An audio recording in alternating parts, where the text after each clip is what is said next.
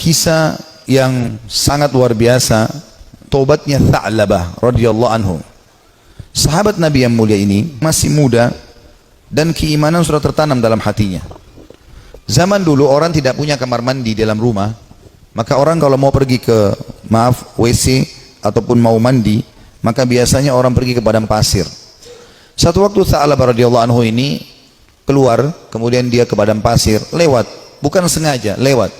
Rupanya dia melewati sebuah tempat mandi tapi untuk seorang wanita Ansar, wanita dari Madinah. Dan wanita ini terkenal punya kecantikan dan kulitnya putih bersih. Dan ini bukan terlihat, telanjang bulat semuanya, tidak. Zaman dulu tempat mandinya laki-laki sama perempuan untuk membedakannya, kalau laki-laki itu dibuat pelapa kurmanya sampai ke daerah kepala sehingga bagian kepala terlihat dan orang tahu di dalam itu ada orang. Ini di padang pasir. Dibuat kayak WC-WC umum gitu ya, tapi masing-masing punya. Kalau perempuan tertutup semuanya. Tetapi karena terbuat dindingnya dari pelapa kurma, mirip dengan pelapa-pelapa kelapa kita sekarang ya, ada serat-serat, ada lubang celah di antaranya, maka dia sempat lihat sepintas perempuan tersebut. Dan itu mengganggu hati dia. Begitu melihat langsung terganggu hatinya, padahal dia tidak niat untuk sengaja mengintip orang mandi. Maka dia merasa tulang-tulangnya gemetar, kesemutan, otot-ototnya merasa kesakitan dan lemas. Lalu kemudian dia segera naik ke atas sebuah bukit yang sangat tinggi di Madinah. 40 hari dia nggak pernah turun di atas gunung tersebut, bertaubat kepada Allah Subhanahu Wa Taala. Sholat di sana, dia makan minum di sana, pokoknya nggak mau pulang ke rumahnya. Nabi SAW memiliki tradisi, seringkali beliau kalau habis sholat melihat sahabat-sahabatnya. Tapi karena Tha'labah ini bukan orang yang sering ada di depan, maka Nabi SAW tidak melihat dia. Jibril alaihissalam datang setelah 40 hari dari masa perbuatan Tha'labah ini radhiyallahu anhu, mengatakan, hai Muhammad, Allah memerintahkan kau untuk memanggil Tha'labah yang sedang berada di atas gunung karena dia merasa bersalah dengan dosanya. Maka Nabi SAW mengutus beberapa sahabat mencari Tha'labah, ditemuilah, lalu dibawa. Begitu masuk ke dalam masjid, dia keringat dingin, wajahnya memerah, kehitam-hitaman, ketakutan sekali. Kata Nabi SAW, ada apa dengan engkau hai Tha'labah? Dia mengatakan, ya Rasulullah, saya telah melakukan maksiat yang besar sekali. Kata Nabi SAW, rahmatnya Allah lebih luas. Kemudian waktu itu diiqamahkan sholat, maka sholat Nabi SAW bersama para sahabat Tha'labah pun ada. Sementara sholat Nabi SAW membaca ayat tentang neraka, maka Tha'labah pun pingsan dalam sholatnya, pingsan. Setelah itu habis sholat para sahabat menyampaikan, Nabi SAW datang membangunkan. Setelah bangun kata Nabi SAW, ada apa dengan kau hai Tha'labah? Ya Rasulullah, saya melakukan dosa yang sangat besar bagi saya. Selama 40 hari saya merasa terus dihantui dengan ketakutan atau diselimuti dengan ketakutan ini. Merasa luar biasa. Masalah saya melihat wanita tidak sengaja yang lagi mandi.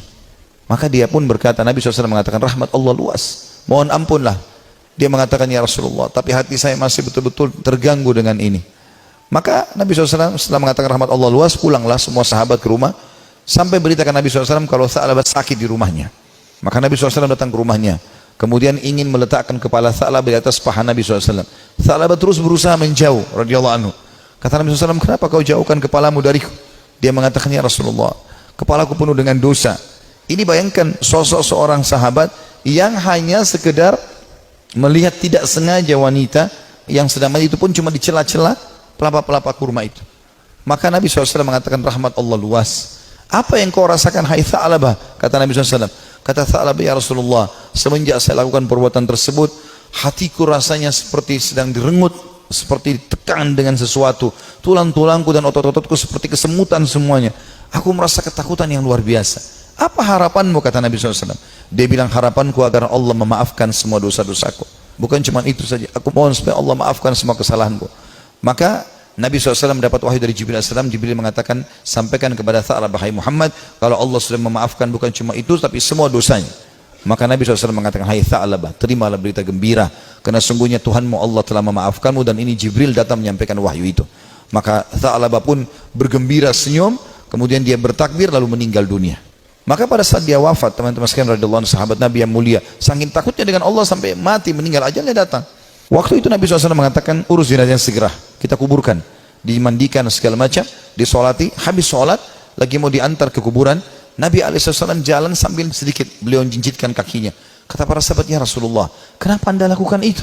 Kata Nabi SAW, saya merasa malu dengan para malaikat, dan saya tidak bisa menghitung jumlah mereka yang sedang datang melayat jenazahnya Tha'labah radhiyallahu anhu. Sahabat Nabi yang mulia memberikan pelajaran kepada kita bagaimana mereka bertaubat kepada Allah Subhanahu wa ta'ala. Ada juga kisah yang lain, dan kisah ini mirip seorang tukang jagal hewan, suka menyembelih hewan, dengan juga ada pernah kisah seorang tukang fitnah. Dua-duanya mirip kisahnya, tapi saya satukan saja. Ini disebutkan oleh para ulama tentang kisah taubatnya orang-orang terdahulu. Dua-duanya ini, tapi di waktu yang berbeda, di tempat yang berbeda, pernah melihat seorang wanita dan dia tertarik dengan wanita tersebut. Hampir setiap hari dia melemparkan godaannya kepada wanita ini. Selalu melemparkan kata-kata rayuan, tatapan mata, apalah, berikan hadiah segala macam, sampai membuat wanita ini tertarik. Tapi wanita ini orang beriman kepada Allah, tidak mau sama sekali, tidak tergoda. Diajak jalan sama-sama tidak mau, diajak ngobrol tidak mau. Satu waktu dia melihat wanita itu sedang jalan jauh, dan jalan jauh ini pergi ke satu tempat yang kelihatannya tidak banyak orang. Maka kedua laki-laki ini di dua kisah yang berbeda, tempat yang berbeda, tapi kasusnya sama, jalan mengikuti perempuan tersebut. Begitu tiba di tempat yang sangat jauh, dia pun langsung menghadang wanita tersebut, mengatakan, saya jauh-jauh mengikuti kamu karena saya sangat menyukaimu. Maka kenapa kau sia-siakan waktu yang berdua ini? Kenapa nggak bersama-sama sekarang? Enak kalau kita mungkin pacaran sekarang, jauh dari orang. Kalau kau takut selama ini dengan orang, sekarang jauh dari orang. Maka wanita tersebut tiba-tiba mengatakan, kalau kau memang mencintaiku, maka kau harus tahu sebenarnya aku lebih mencintaimu. Aku pun sebenarnya suka dengan kamu, tetapi rasa takutku kepada Allah mengalahkan itu semua. Aku tidak ingin justru karena cinta ini kemudian kita terjerumus dalam kemaksiatan dan Allah hukum kita. Maka dengan kalimat itu saja